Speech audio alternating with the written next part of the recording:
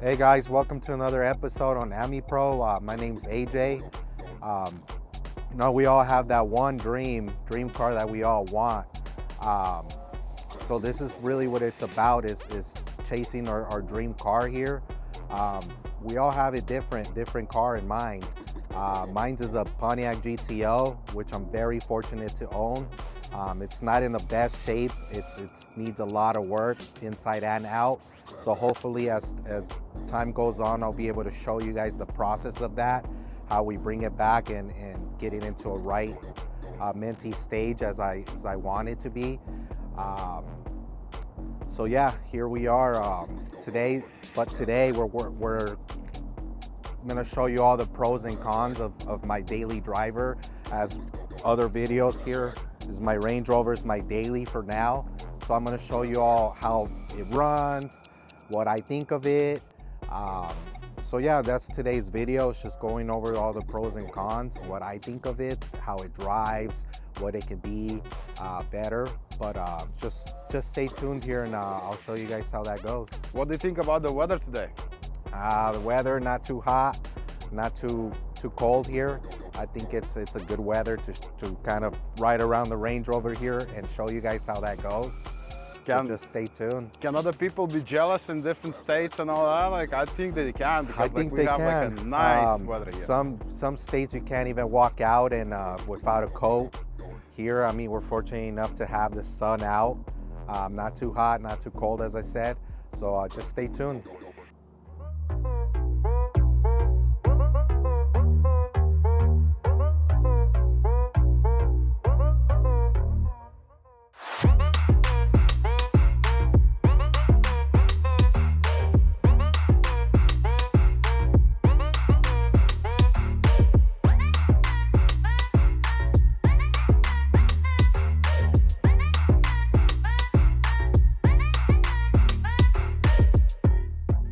So this car is from 2001, isn't it? 2001, yeah, right. More like 2011. It is a pretty older car, but for how old it is, has a lot of bells and whistles here. Has a lot of bells and whistles that not even newer cars nowadays even have, unless you pay a premium price of $20,000 or more on top of what you're paying. So when was it built? 2011?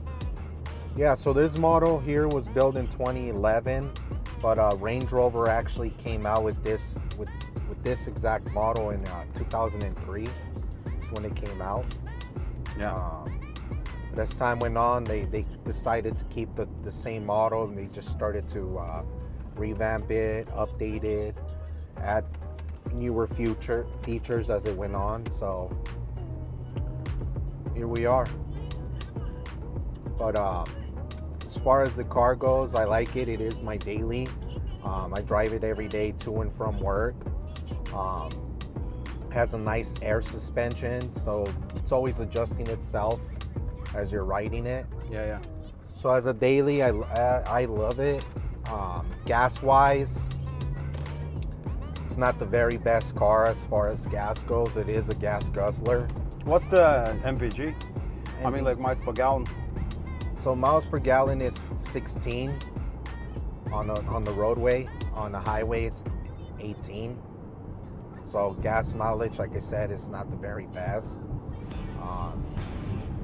But as a daily, I absolutely love it. It's a comfortable ride. It's like riding on the cloud every day. Visibility, you have a lot of visibility here. The front windshield, the side, there's a lot of visibility in this car alone. So that's another thing I love about it. It is easily maneuverable, so you can go in and out the parking lots. So you're saying basically that it's like a big car.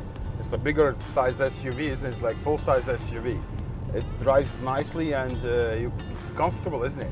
It is very comfortable. How's the power like? Does it accelerate easily? It does. It's like driving a luxury tank. That's probably the best way I can explain this to you guys. Has all the bells and whistles. but you would think that it'd be hard to get in and out of parking lots, just to drive it. But I mean, I think it's a fairly easy car to drive, especially if you have kids. There's enough room for the passengers themselves back there. But more than anything, there's enough room for a baby seat, which I love. So you have the baby seat in the back. You have a couple passengers. There's a lot of leg room. And this car was built down to 2013, as I remember, isn't it? This model, like there was like few of remodelings in it. Yeah. So yeah, of course. So they've used the same model for several years here, but it did end in 2013 is when they switched over to a different model. So yeah, I mean, they kept the model for a reason. It looked good, looked nice and stylish.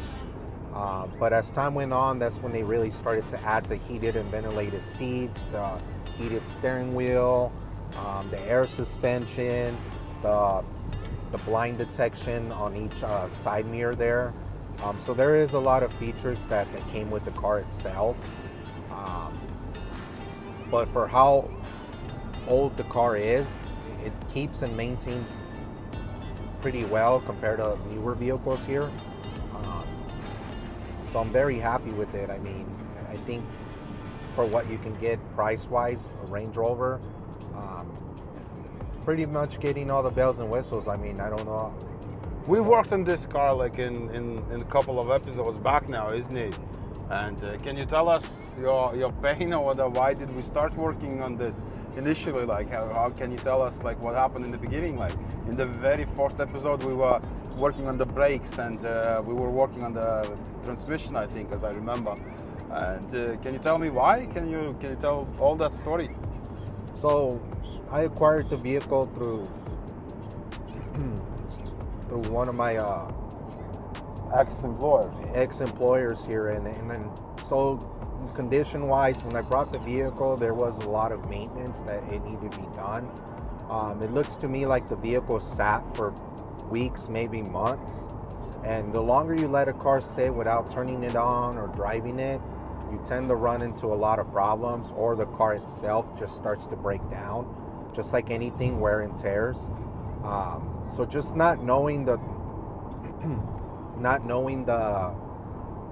ins and outs, what got done to the vehicle, was it maintained, was a big thing for me. So like I said, when I acquired the vehicle, there was a loud screech that I just couldn't figure out where it was coming from. But brake pads was one of the first things we ever did to the vehicle. Yeah, I do remember changing. They were completely worn out. And on one side, there was only metal left, isn't it? Yeah, brake pads were pretty much down to nothing. I don't even know if you could call it a brake pad at that point. But that's where we started off with, was brake pads. We then went on to work on the transmission side of it. There was a couple leaks on it. So we ended up pretty much replacing the gasket, the pan, the filter on the transmission, as well as the oil in it. So as we were doing that, we did the brake pads, did the control arm, did the AC resistor. Yeah, AC, the control arm, I think that was a big job as well, because we couldn't take one of the bushings out. Yeah. And but that was like making a bad rattling noise over the. That was a big problem, big issue at the moment. So just like anything, anytime you're working on a vehicle, you start to work on the one specific part that you need, and you just run into a whole lot more problems that you anticipate. So that's what kind of sucks about working on a vehicle. You start off with one thing thinking it is that, and you take it apart, and then you find out that, hey, I need to replace this part and that part, and that's just the many struggles that you run into, the many frustrations, I should say, anytime we're working on a vehicle. So like I said, we started off with the brake pads, the transmission, the AC resistor, the AC blower motor. We did the air filters, the cabin air filter, the oil change. We even did the spark plugs. I mean, these are things that weren't done to the vehicle for many months.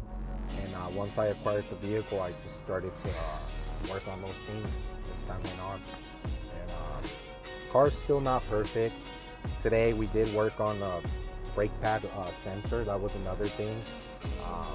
Yeah, that was one off, like, and we didn't change it. It just bugged me. I'm just the type of guy that doesn't like to see any check engine lights, any lights on my dash. So that brake light was really bothering me. And it was a sensor, so we went on ahead, bought a new sensor and installed that earlier today. So that's one of the many things we did today on the vehicle.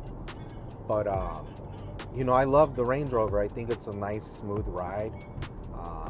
Nice, comfy ride, I should say. What do you love the most about this car? Like, literally, like, is there some kind of I don't know, difference in driving it compared to the other ones? And I do remember you had a Dodge Ram over there before. Yeah, so for a lot of those that don't know, I did drive a Dodge Ram, an early 2000s Ram. Nice and lifted, had a 6-inch lift kit. Love the thing. I mean, it did have its problems, but as time went on, I just had to get rid of it. So upgrading from a Dodge Ram to a Range Rover is a big difference here. Just the way it rides. I think one of the best features, one of the best things I love about the Range Rover is how quiet the cabinet is. So as you're in the vehicle, you really can't hear what comes in. Sound system's amazing. I like how quiet the ride is. As you're riding, you would think that I would hear everything coming in and out, but I really can't hear what's outside. These nice thick windows here. Love that. So it's kind of quiet. You can enjoy the ride. I think that's one of the main, other than it riding on the cloud, I think that's one of the best things I love about the Range Rover. Is how smooth of a ride it is and how quiet. The seats ventilated? Yeah, the seats are actually heated and ventilated. So I do have my controls here where I can ventilate them, heat them. Steering wheel's also heated. For how older the vehicle is, I mean, it has a lot of bells and whistles here. I mean, I don't know how much I can emphasize on that, but yeah, these are premium options that are already with the Range Rover itself. And what do you hate about it? I think that we have a normal thing about well, not normal, a lot of people are saying the car is not reliable and it's cost a lot to fix it, stuff like that. Like, can you confirm this, or can you say it's not? Well, the car itself, like I said, I think a lot of it has to do with maintenance. Maintenance plays a big role on how well your car drives. So I think it just comes down to you maintaining your vehicle. If certain things need to be changed out, then you change them out. You work on them. Don't let the problem get bigger. It's very hard to actually find something I'm not happy about with the Range Rover. Yeah. But I think for me, it's how outdated the multimedia system is. So meaning the maps, there's no CarPlay, there's no Apple Play in it. But those are very minor things that you can work with. But I think it's how outdated those things were when the car was made. And not having Bluetooth, I think that's the issue I personally have with it. And the gas mileage, I think that's one of my things, is gas mileage. Well, gas mileage is because of the big engine, like, but that's American thing in the end of the day. Like, back in Europe, they don't have these ones like as often, let's say, the cars with the engines like that. Yeah, so there were several models. I know there's a 4.4 model, there's a supercharged model. So there is several different trims, several different models of this Range Rover. But this is the 5.0 model that I drive, the non-supercharged model. But without all that being said, as far as the cons, the pros, I mean, I think the cons of the vehicle itself is working on it. I think that's a big problem, big frustration of mine, I should say. just to change out these spark plugs, I mean, was probably the most difficult thing I've had to do to the vehicle. For a lot of those that say, oh, spark plugs are easy to change out. Well, they are and they're not. Like on this, when we were doing this, like as I told you, like you need to break your arm in 3 places just to reach out for the last spark plug in the back of the engine, because there is no access on one side at all. No, it's just having to remove the engine cover, the air filter sometimes. It's a lot of removal of things just to get to the one spark plug. So I think that was my biggest frustration with the vehicle itself, is maintaining it, having to take certain parts off to get to certain parts. And then you don't really have a lot of room to really work with it, as far as your hand being able to get in there, your tool, System of the oil, yeah. So just the oil alone, I mean, just to check your oil, where your oil level's at, it's not like a normal car where you pop the hood and you have a dipstick in there and you check the dipstick to see how much oil you have in your vehicle. There's no dipstick in this case. It's like the only way to check it is, one, you take it into a shop, or two, you have to turn the car off but then turn it back on a certain way so you could get into a service menu and see. And it doesn't show you the level, I think, isn't it? It just shows you okay or not okay. Yep. And so I mean, the oil, just to check the oil, is one of my biggest frustrations with the vehicle. Not being able to see where you're at.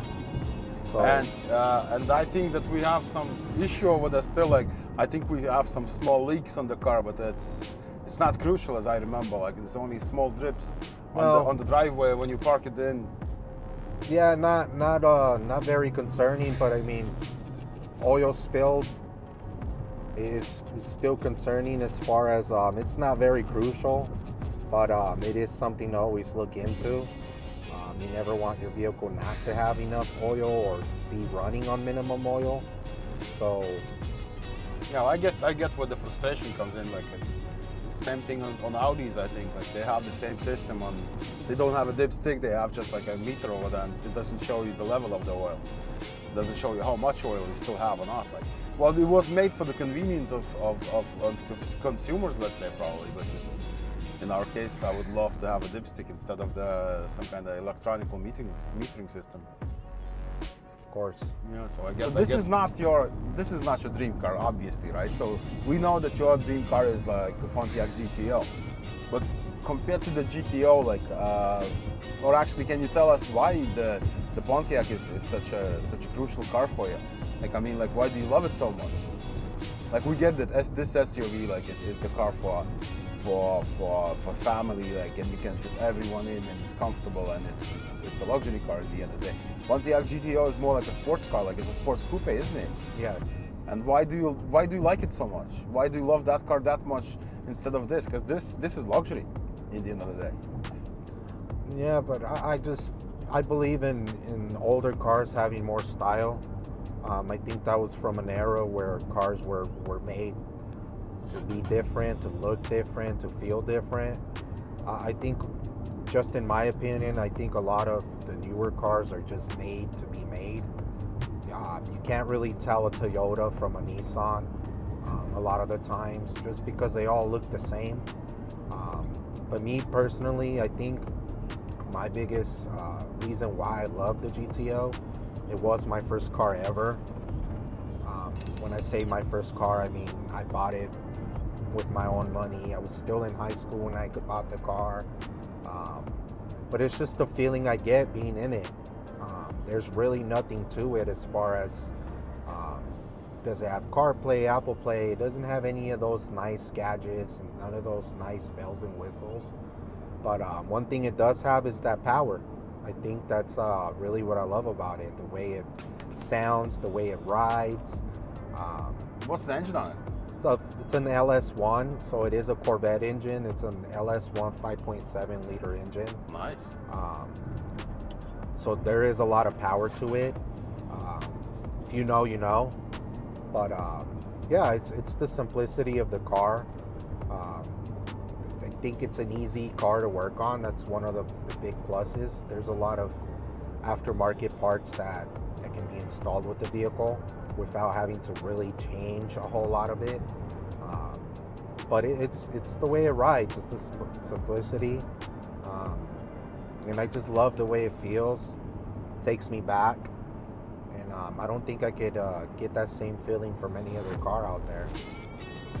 So you're saying that it's for you, it's the best car in the world, and the reason for that is because like you owned it or you bought it by yourself, and it gives you these memories and all that. Yeah, it's a sentimental thing for me. There is nicer cars that have better things, have better technology. But for me personally, it's not about those things. It's more about how it makes me feel when I'm in the car. And just the fact that I've had it for since I was in high school, I think that's the biggest thing. My first accomplishment, I should say. Nice. So can we say that basically that the dream car is not only the new technology, a new thing, and it's more like about the emotion that you get. It's more like memory and stuff like that. Because we have a lot of old folks probably that has the even older cars like yours. Like I do remember having a customer coming in with a 1947 Chevy Coupe over there, like, and we worked on that car, and that guy loved every single bit on it, like even though it's like a very old car. So can you say that basically it's more about the momentum of emotion, or the emotion itself, like on the car, rather than just the way the car looks and all? It's definitely about the emotion. It's about how it makes you feel when you drive the vehicle, car. And that can be any car. I mean, one car that can mean nothing to you can mean the world to the next person. Everyone's dream car is different, as I said earlier in the video. So it's not necessarily the car, the model, the make. It's how it makes you feel, and that can be any car. Like I said, everyone's dream car is different. I do remember having a person coming in at some stage, like back in the day. He had a 1978 Opel Kadett, two-door little thing, and he had a name for the car. Like, do you have a name for the car? Do you name does your car has a name, like Betty or something else? No, I just refer to it as the GOAT. As the GOAT. As the GOAT. For a lot of those people that don't know, GTOs were called the GOATs back in the day, for a reason. But what was the reason? It was goats eat everything. So therefore, the GTOs, when they came out, they were eating everything back in those days. So that's how the term GOAT describes the GTOs. Okay, that's interesting. So yeah. So you love your little car. Like, how much work do we have to do on that thing? What do you think? Like, what needs to be done? Well, there is a lot of things that need to be done and worked on. So it does have a leak right now, a coolant leak. I'm thinking it's the water pump, I think, is what's leaking on it. So you have that, and it's just pretty much the leak, the tune-up, getting everything back to its original settings there. So meaning belt tensioner, belt, the coolant reservoir, some hoses, water hoses, heater hoses, brakes. I mean, these are just maintaining things that should have been maintained on it and just never were.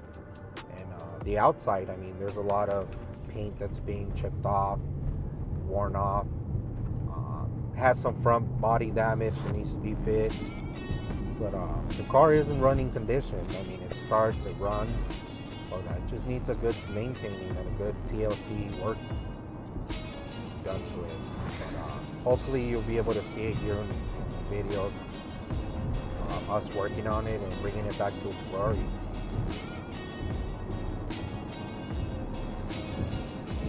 Well, I think that's it. At least we have an idea what kind of dream car you have.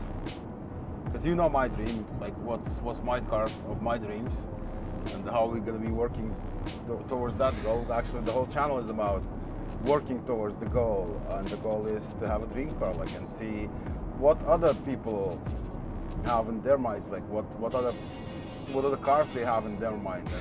And I think that's going to be interesting. Like that's what we're trying to show people. It's literally like it's different opinion, different cars, like, and all the things that are interesting to us as well. Yeah, of course, everyone has a different dream car, a different car that they picture themselves in, and there's really no, it's what you want, you know. I would like to hope everyone can attain that goal and that dream, and it is attainable. So for those that say that it can't be done, it can I be think done. everything is possible. Everything is possible. It's you only go as far as you want to go in life, and I hope everyone can attain those goals and get there.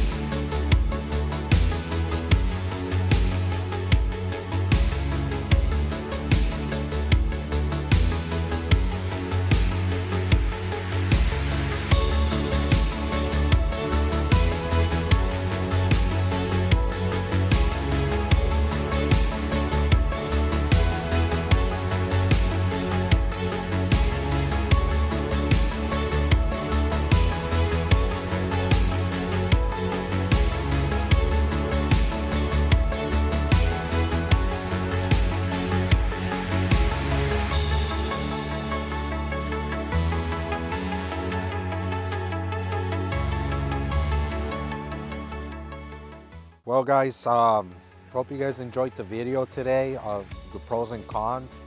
But for the outside of the vehicle and how it looks, I would give it on a scale from 1 through 10. I would give it at least a 7. The way it drives, the comfortability of the vehicle, I would definitely give that a 10. The storage behind the vehicle, the back trunk there, I would give it another 8. So overall, I would give the vehicle out of 10, 8 out of 10 is what I rate the vehicle at. But thank you guys for watching and staying tuned. Really appreciate that. Please make sure you like and subscribe to our channel. Definitely appreciate everything. But yeah, hopefully you guys enjoyed the video. Thank you guys.